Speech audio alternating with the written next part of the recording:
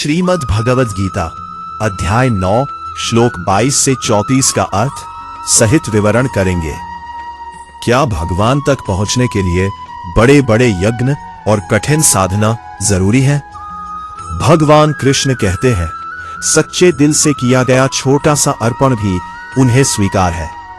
श्लोक 22 अनन्याश्चिन्तयन्तो माम ये जना पर्युपासते तेषाम नित्याभियुक्तानाम योगक्षेमम वहाम्यहम।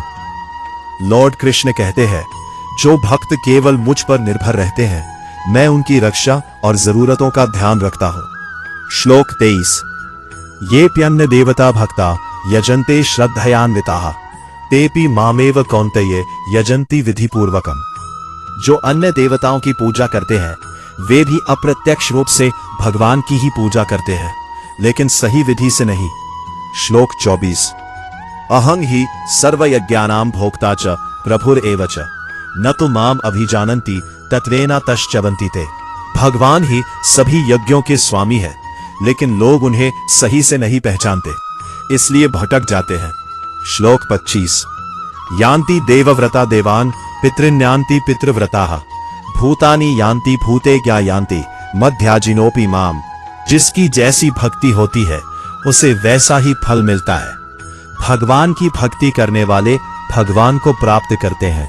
श्लोक 26 पत्रम पुष्पम फलम तोयम यो मे भक्त्या प्रयच्छति तदहम भक्त्युपहरितम अश्नामि प्रयतात्मनः। जो भक्त प्रेम से पत्ता, फूल, फल या जल भी अर्पित करता है, मैं उस भक्ति को स्वीकार करता हूं। श्लोक 27 यत् करोषि यदश्नासि यत् जुहोषि ददासि यत् तपस्यसि कौन्तेय तत् कुरुष्व मदर्पणम्। जो भी करो, खाओ या दान दो, सब कुछ भगवान को समर्पित करके करो। श्लोक 28 शुभाशुभ फलैरेवं मोक्ष्यसे कर्म बंधनैः संन्यास योग युक्तात्मा विमुक्तो माम उपैष्यसि। इस तरह कर्म करने से मनुष्य कर्मों के बंधन से मुक्त होकर भगवान को प्राप्त करता है। श्लोक 39 समोहम सर्वभूतेषु न मे द्वेष्यो अस्ति न प्रियः ये भजन्ति तु माम भक्त्या मयि तेषु चाप्यहम्। भगवान सब में समान है, लेकिन जो भक्त प्रेम से उनकी भक्ति करते हैं, वे भगवान के प्रिय बन जाते हैं। श्लोक 23 अपि चेत् सुदुराचारो भजते माम अनन्यभाक् साधुरेव स मंतव्यः सम्यक व्यवसितो ही सह। यदि कोई पापी भी सच्चे मन से भगवान की भक्ति करता है, तो वह साधु माना जाता है। श्लोक 41 क्षिप्रम भवति धर्मात्मा शश्वत शांतिम निगच्छति कौन्तेय प्रतिजानीहि न मे भक्तः प्रणश्यति। भगवान कहते हैं, मेरा भक्त कभी नष्ट नहीं होता, वह जल्दी ही धर्मात्मा बन जाता है।